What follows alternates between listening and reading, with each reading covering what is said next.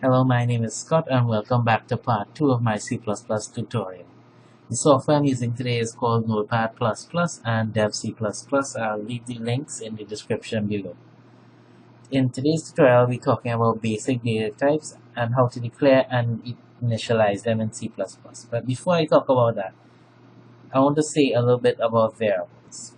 A variable is a container which holds values. Think about a variable as being, let's say you want to go to a restaurant. You need to know maybe the restaurant's name, how much free food, how many people do you need to buy for. All these are variables and all of them have values. For example, a plate of food may cost $5 or maybe it may cost 50 cents. Name of the restaurant may be Ruby's or it could be Pearls. But nevertheless, it's a type of data. That being said, here are the basic data types in C++. We have char, a single byte capable of holding one character, int, an integer, a whole number, float, a floating point number correct to 6 decimal places, double, a floating point number correct to 10 decimal places, and bool, a boolean value that can either be true or false, true being 1 and false being 0. A variable declaration usually has this syntax: data type, space, variable name, and semicolon, or data type, variable name, another variable name, and so on and so on. These must be declared before they can be used and can be initialized either now or later. They can also be reinitialized or changed later in the program. What this means is that you could, let's say you have some variable called car, and car has the value of 5.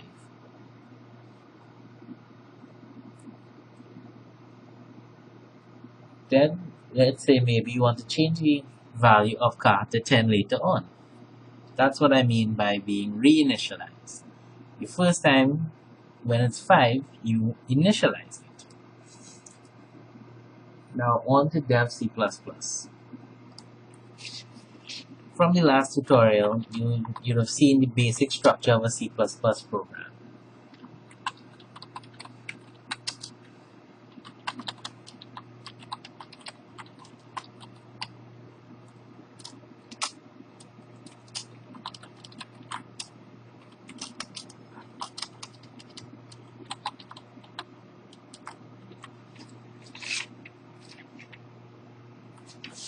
So here's a basic C++ program displaying how it is that these variables are initialized and declared.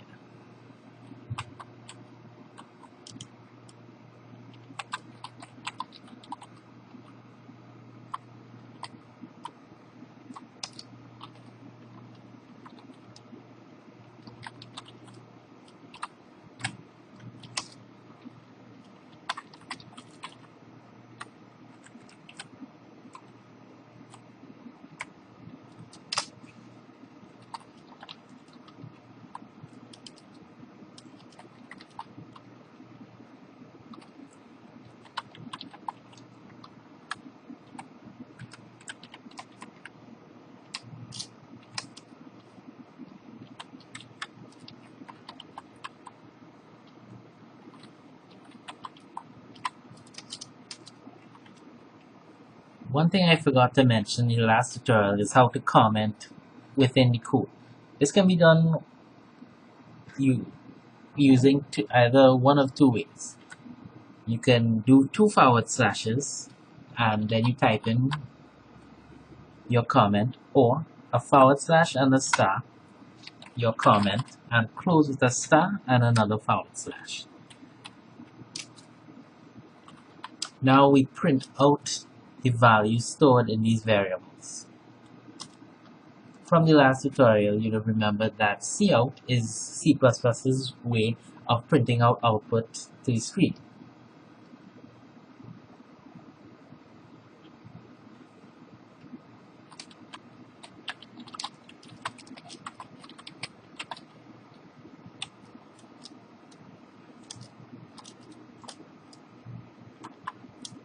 you use two less than signs after the text, and then you type in the variable name, and then you can continue on with an NL, which basically tells the program to go on to the next line of text.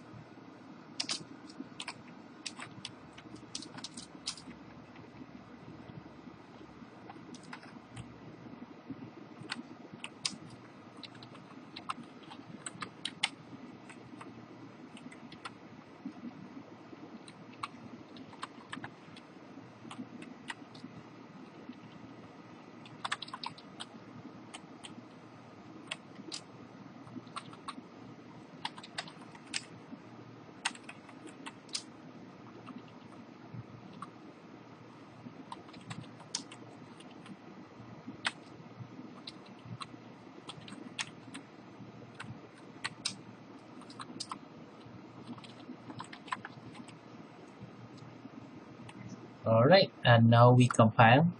We hit F11 on keyboard, and we'll save it as T2.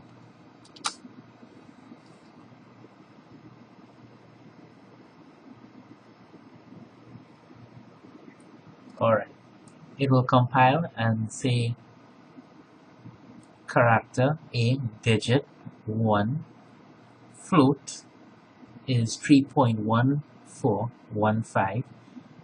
Example of a number is 1.23457. And example of a bool, just a sec.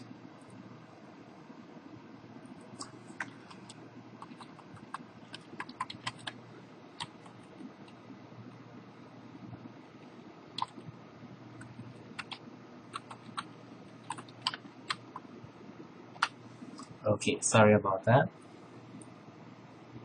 Alright, now you see that it has the corresponding values to the variables.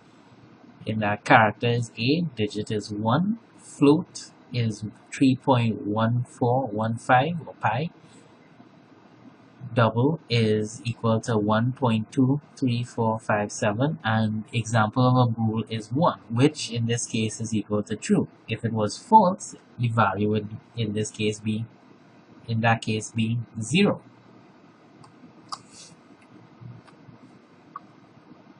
So as you can see, we have initialized and declared our variables, and as a bonus I'm going to show you how to reinitialize these values. So we have, let's say we want to reinitialize digit. We now say digit is now equal to, let's say 6 or 5. Compile and run.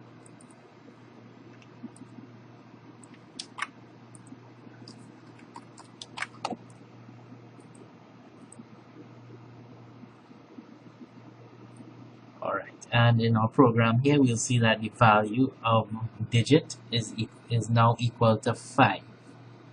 And that's it for this tutorial. Please like, comment, and subscribe. And I'll see you next time, where we will cover conditional statements. Have a good day.